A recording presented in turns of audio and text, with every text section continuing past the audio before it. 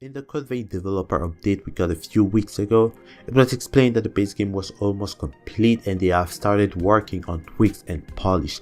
So at this point it would be normal to expect a release date at any time. So today I'd like to talk about 3 changes I would like to see in the final build of the game. Of course, this is just my personal list.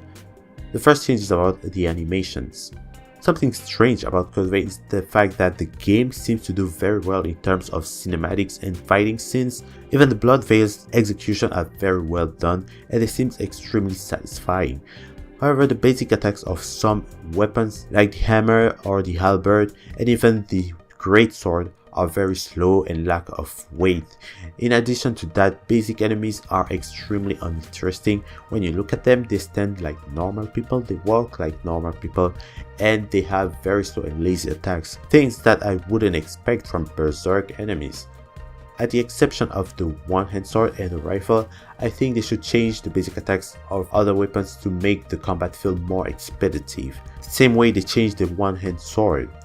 Now I understand that the other weapons are supposed to be heavy, but it doesn't mean they have to be clunky and get the player stuck in their long attack frames. That would only make the game feel less responsive.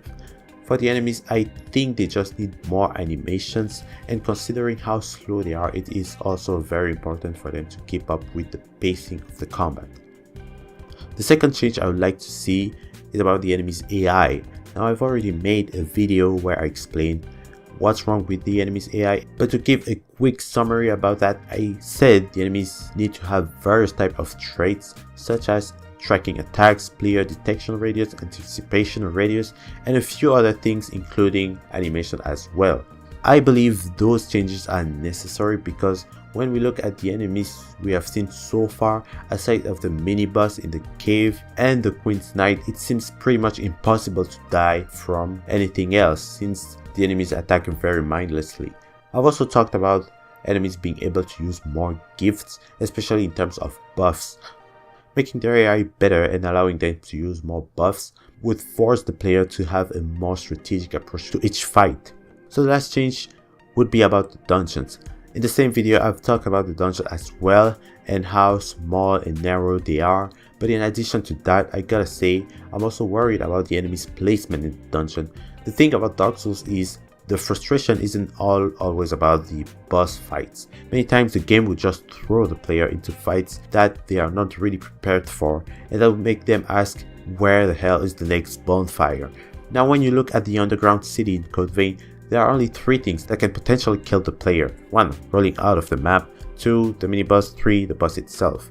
When you look at that dungeon, not only the exploration is really short, but there are also some empty spots as well. There are also enemies that are completely alone, which I find very strange for a game where you can constantly buff yourself, play with an AI, and where you have a weapon that can almost one-shot everything. And that's why variety is important for the enemies. Making slimes more present could help a lot, or getting strong enemies to team up with weaker enemies could also help. Now I'm not really too worried in terms of the variety because in the latest screenshots of the game that we've seen, they have revealed enemies that are like dogs or cats. I don't know really what they are, but they look a lot more like cats, I would say. Anyways, to summarize everything, the game just needs more expensive animation, better enemy AI and various traits, bigger dungeons, and a bit of work for the enemy's placement. I might make it sound like the work that they have done so far is not good enough, but it's absolutely not the case. After watching the second build, I was really excited for the game, and I still am more than ever. I definitely don't doubt of the developers being able to bring more changes. I just hope they will start updating us with gameplay videos instead of screenshots and story spoilers.